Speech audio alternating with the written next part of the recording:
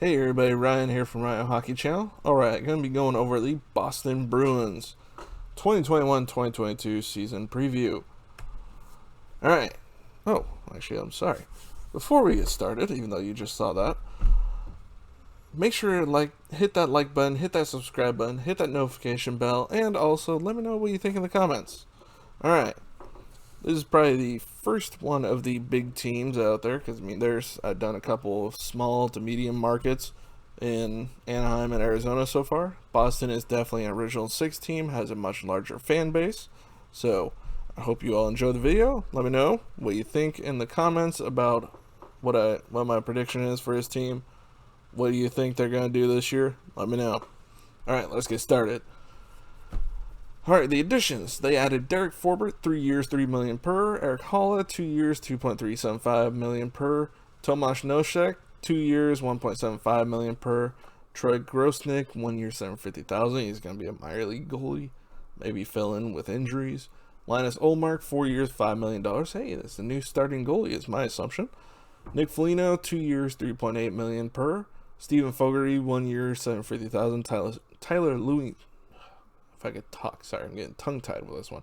Tyler Lewington, 1 year, $750,000. Jesper Froden, 1 year, $842,500. And Samuel Aslan, 2 years, $800,000 per. They added JD Greenway from Toronto for future considerations. That was their only trade that I've noticed thus far. Second trade. Here's our subtractions. David Krejci retired from the NHL, signed in the Czech League, his home country, so good on him. Had a great career, won a Stanley Cup. Can't complain, right? Had a great career. They're going to miss him, though. I will say that. Yaroslav Halak went to Vancouver. Sean Kuraly went to Columbus. That one I think is going to hurt more than most of these are losses. Between him and Richie, honestly. But Kuraly was a very solid fourth line player for them. I think they're going to miss him. Jared Tenorti went to the Rangers, as did Greg McKegg. Andre Kasha and Nick Ritchie went to Toronto. And they traded Daniel Vladar to Calgary for a third-round pick in 2022. Still don't understand that trade, but they had Linus Ullmark, so I guess they found him expendable. And Kevin Miller retired, which was really shocking. I wasn't expecting that. But he's missed a lot of time with injury, if I remember correctly. So maybe the injuries just built up and he said it's just not worth the pain anymore. And that's fine. Sometimes players have to make that choice. Let's see. This is who they re-signed. They re-signed Mike Riley, who they picked up at the trade deadline. 3 years, $3 million. They re-signed Taylor Hall. They also picked him up at the trade deadline. 4 years, $6 million per. Actually, kind of cheap. I expected him to get more, but with a team that's strapped with a salary cap, it makes sense. Brandon Carlo re-signed 6 years, $4.1 million. Carlo, just keep an eye out for Tom Wilson, and you should be all right, my friend. Trent Frederick re-signed for 2 years, $1.05 million. He's a fun kid to watch. He fits in Boston style, his fighting style, and all that. He's not a big kid, but he likes to fight. And he's fun to watch. And he's got offensive upside still. Here's their salary cap for next year. Their projected cap space, $1 million. That's how tight on the cap they are. Good job. Alright. Here's their forwards. Amazingly, Patrice Bergeron is going to be a UFA this year. As is Curtis Lazar and Anton Blick. You got Carson Coleman and Jake DeBrusk as RFAs. I don't think DeBrusk is going to finish this season as a Bruin. I said it last year too, I think, but I really don't see it. I think they're going to use him as trade bait or just as money to get rid of at the deadline. That's a possibility too. Or to make a player-for-player type of trade. We'll see, but I don't think DeBrusk is going to finish the season as a Bruin. But there you can see the rest of the team. Solid team. I think they did good filling in one of their major weaknesses of depth scoring. I mean, Nosek is definitely a solid fourth liner. Eric Holla could definitely get some points on that third line. Foligno, same thing. They picked up some definite bottom guys who can add some offense. Defensively, Charlie McAvoy and Jakob Zabril are both RFAs out there this year. McAvoy is going to get paid. plain and simple, he's going to make some money after this contract. So you may see some of these guys traded after this year. We'll see. But Mike Riley was solid for him after the trade deadline. They got some solid players there. Forward was a good addition. Connor Clifton played pretty well in his games they played. I mean, they're top 6. We'll see that coming up, but they have a solid defensive team, and their oldest guy is 29. It's a good young defensive core. Goalies, they had Linus Ullmark is the only one listed. I mean, I think he'll do well enough if he stays healthy. Definitely a good one. As you can tell, Tuukka Rask is not coming back as of now, and he is not signed anywhere else. So I'm not sure if he's just going to go back and play in Finland to finish out his career maybe, or he's just calling it quits. I haven't heard him retire yet. We'll see, but as of now, he's not playing anywhere. Injured reserve, you still have John Moore. Oh, so I guess technically there was defenders 30. Sorry. But he's injured. I'm not sure when he's going to come back, if he's going to come back. So we'll see with that one. Non-roster forwards. It threw me out the first time I saw it. So I saw Hall. I was like, Hall in the non-roster? What? No, this is Curtis Hall. I had that one made me go, what the hell? When I first saw that. So, all right. UFAs after this year, Stephen Fogarty and Jesper Froden. RFAs, currently they have Zach Senyshyn is still a RFA. And he's a guy who could fill in the forward area with injuries, of course. Then you have Matt Philippi, Oscar Steen, Jack Studnicka, who definitely will probably be playing some games this year. Yuna Kupanen and Cameron Hughes are all RFAs at this season. On the defensive side, in the non-roster forwards, you have Jack Akin, I think I say that, is an RFA. Oh, good God. Euro Valkainen is a RFA. Nick Wolf is RFA, and Tyler Lewington is a UFA after this season. Oh, that's the one. Jeremy Swayman will probably be the backup this season. I couldn't remember his name at the time, but Swayman will probably be. All right, 2021 draft. Honestly, a first-round pick, I think it was a steal. He fell in the draft, Fabian Lysell, but he's going to be a good player for them in the future. I don't think he's going to play this year, but in the near future, he's going to be a very solid player for them. And you can see the rest of the draft picks there. Pause the video if you'd like to check them out closer. 2022 draft. They have all their own picks for the next 3 seasons, except for their 3rd round pick this year, in which case they have Calgary's 3rd round pick. So there you go. Here's their lineup. I mean, you know what you're going to get from that first line: Marchand, Bergeron, Pasternak. You don't even have to talk about it. You know what you're getting with those 3. Second line. It's going to be interesting if they do have Charlie Coyle as a second-line center, because as you can tell, 6 goals, 10 assists for 16 points last season in 51 games. It was not an offensive year for him. I mean, Hall did not have a great year either. 33 points in 53 games is not very good for Taylor Hall, but we'll see. I mean, they also had Craig Smith there, who had a pretty good season, 32 and 54. Eric Hall had a bad season with Nashville last year. Still at 21 points in 51 games. Not terrible. But, I mean, you have Foligno and Nosek there. I mean, you can also see Foligno plug into that second line if need be. You see him plug in the center on the second line if need be. And then they had Jake DeBrusk on the 4th line. He had a terrible year. 14 points in 41 games. Yes, he did battle injuries. I understand that. He did. But it was not a year they wanted or expected from him. All right, on the defensive side, I mean, you know who the top 6 are going to be. I mean, I'm kind of surprised they had Clifton over Zabril, but I can see why, too. I mean, he definitely adds a little bit more than Zabril, but Zabril has, I think, more upside than Clifton. So I think I'd play Zabril personally. But that's all up for debate. And, I mean, you look at the games played, a lot of guys on this defense missed games last year. 37 for Grzelcyk. 51 for McAvoy. He didn't miss many, but he missed a few. Mike Riley, 55 between his 2 teams, Ottawa and Boston. Carlo played 27 because of Tom Wilson hit. Forbort, 56 games, so he played every game for Winnipeg last season. Clifton, 44 games. So, I mean, and Zabril down there 42 games. So, as you can tell, there's some injury possibilities there that you need to worry about at the same time. John Moore, perfect example, played 5 games, had 2 assists. So, all right, here's the loan. They have Victor Berglund loaned over, I believe, in Sweden currently. John Beecher is a guy they're looking forward to in the future. He's not signed yet, obviously. 2019 first-round pick. Fabian Lysell is signed, so there's always a possibility he could play this season. I don't think so, but you never know. Maybe a really good camp and he makes it. I still find it funny. Mason Langenbrunner. Saying Langenbrunner in this league is funny.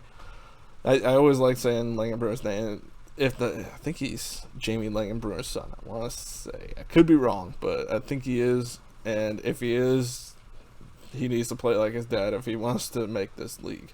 Because his dad was a beast of a player in his time. I know you're saying, oh, he's not a Hall of Famer. Yeah, he's not a Hall of Famer, but just because you're not a Hall of Famer doesn't mean you weren't a beast at some point. Jason Allison isn't a Hall of Famer, and that dude was a beast. Same with Jason Arnott. I mean, just because you don't make the Hall of Fame doesn't mean you weren't a beast of a player. Langenbrunner, honestly, he won what, 2-3 cups in his career? That's more than some other big name players out there. Joe Thorne's never won a cup. He's probably going in the Hall of Fame, but Langenbrunner has more cups. Jamie Langenbrunner, not that Langenbrunner. So, sorry, going on a tirade there. Gotta move on. Alright, reserve list, they have Jacob Forsbacka Carlson, who's played games in the past, but I believe he is unsigned, so I don't think they're going to bring him back. So, reserve list looks like guys that have not been re-signed by this team. Noting that for future reference, so I don't make stupid comments like that again. Alright, non-roster forwards, you got Jack Studnicka, who played 20 games, had only 3 points last year. Hopefully that'll improve. I mean, he's only 22. Definitely has more time to figure it out. Anton Blid played last year. Fogarty did. I don't think with them, though. I forget where he signed from. Zach Senyshyn played last year. No points. Oscar Steen did. Cameron Hughes. You can tell there were a lot of injuries because that's just the forwards. Defenders, you have Vaakainen, who played last year. Definitely could play again this year. Former first-round pick. He's got to kind of make that jump. But he's only 22, so he's got some more time. Akin played last year, and so did Lewington, but I think Lewington played somewhere else. Troy Grosnick played elsewhere, but he got a couple games in last year. Was it with Edmonton? No. I can't remember where he played last year. Why am I going back to this again? I hit down, didn't I? There. Alright, top prospects. Did I do 2 of those again? Oh, I did. What did I miss? No, I think I just put them on there twice. Okay, moving on. Alright, top prospects. Fabian Lysell, obviously the top prospect, because, I mean, a team as good as Boston has been the last few years, you're not getting high draft picks, so you got to take what you can get, and someone like Lysell that fell, that's a very good pick. He had 3 points in 26 SHL games. I know. Seems like nothing. 3 points? Oh, God, he's not going to provide any offense. That's a Swedish league. And being a 17, 18-year-old playing that league, maybe 19, I can't remember what was his age. Did it say here? He's 18 currently. So, yeah, playing last year, probably 17, 18 years old. Yeah, 3 points. You're not getting, he's playing fourth line there and probably playing like 5-6 minutes a game. So, 3 points is not that terrible in that league, because there have been very good NHL players that had seasons like that in the SHL and had no problem in the NHL. So, doesn't mean much, is all I'm saying when it comes with SHL and not many points. Mason Lowry is their second one. Defender, 59 points in 48 USHL games. Jack Studnicka, still one of their top prospects. 3 points. Center, 3 points in 28 NHL games and 7 points in 11 AHL games. I think with some more playing, with more games under his belt and getting some more minutes, he could definitely add some more offense to that. John Beecher, 8 points in 16 NCAA games. I believe that was his first year, so he's going to probably get more minutes after this point. Because usually rookies don't get a whole, or not rookies, I'm sorry, freshmen when it comes to college hockey. They don't get a whole lot of minutes generally. I mean, there are exceptions like, Trevor Zegras last year. What's that kid's name on LA? But a lot of the guys from the draft 2 years ago who played and are now probably playing in the NHL, if not already playing in the NHL. A lot of those guys went over to NCAA and were just absolutely destroying it as rookies. So, Cole Caulfield, that's one of them too. Jakub Lako, left wing, 10 points in 25 extra Liga games and 19 points in 23 AHL games. Once again, I am not great at pronouncing some of these names. I'm sorry if I butcher them, but that's just what it is. Alright, others mentioned Vaakainen. We've talked about it numerous times. 2 points in 9 NHL games and 3 points in 11 AHL games. Jack Otchen, another defender. 0 points in 3 NHL games, 10 points in 19 AHL games, and 0 points in 2 ECHL games. So he played in all 3 of the leagues last year, the North American leagues. Brett Harrison, center, 0 points in 1 Messis game. I have no idea what that league was. I tried to find it. I could not figure out what it was. And 8 points in 6 U20 SM Sarja games. Once again, I don't know what that is. Curtis Hall, center, 1 point in 13 AHL games. All I can tell you about that one with Brett Harrison is definitely in Europe. I can't remember where. Kyle Kaiser, their only goalie on the list, 9-9-2 in 22 ECHL games and 3-1-1 in 5 AHL games. He's going the Tim Thomas route, going through the ECHL. All right, here's our season outlook. They're going to be a good team. No doubt they're going to be a good team. And I think they filled some holes. They have a very young defense. So you always run that risk with young defense of making more errors than necessary. And they have new goaltending. So it's going to be a feeling out process to start the season. They are not going to probably coalesce right away, but they're still going to be a good team. I mean, that first line, it destroys most teams it plays against. So, and they're all healthy as far as I know at this point. Hopefully they stay healthy for their sake, but this is a team I think that has improved. I don't know if it's enough to get them over the hump and be a Stanley Cup team, but I think they're going to be up there in competition for sure. And like I said, they'll finish middle of the top of their division. They have a tough division, so it just depends on the start they have, how quickly they coalesce, and just the injuries also. Because like I showed you with their defense, how many games they played last year, if they can stay healthy, they can be a very good team. If they face injuries, they don't coalesce right away, they have a bad start, it could be a middle of the year type of thing before they start getting things fully figured out, but hopefully it doesn't take that long. Alright, that's all I got for you for the Boston Bruins. I hope you enjoyed the video. This is the first of the original 6, so probably going to have more views than my previous 2 videos. Usually how it works, the bigger market teams definitely get more views. Understandable. I mean, I don't expect Arizona to beat Boston in views for sure, but hopefully, I hit the mic. Hopefully you all enjoyed the video. If you're a Boston fan, let me know if you agree. I mean, Linus Ullmark, he did pretty good in games he played for Boston last year. I think he'll be a solid goaltender for you this year. I mean, as long as he's healthy, like I said, that's a big part of it. Luckily, you have Swayman, who played a lot of games for them last year, so he's got experience under his belt at least now, so he shouldn't be a terrible rookie goalie. You know how rookie goalies sometimes come up and they look terrible. It takes a year or 2 and they come back and boom, there you go, they're good. So hopefully he doesn't do that, or it doesn't take a downturn, but it's always a possibility. But I think this is going to be a solid team. Alright, I hope you enjoyed the video. If you did, hit that like button, hit that notification, or I'm sorry, hit that subscribe button, hit that notification bell, and also let me know in the comments what you think. If you agree, disagree. If you're a Montreal fan, please don't be in here trying to start stuff. I know there's rivalries to be had out there, and that's perfectly fine. But have fun rivalry in here in the comments if you're going to comment. But be civil. Alright, that's all I got for you. I will see you all next video. Bye, everybody.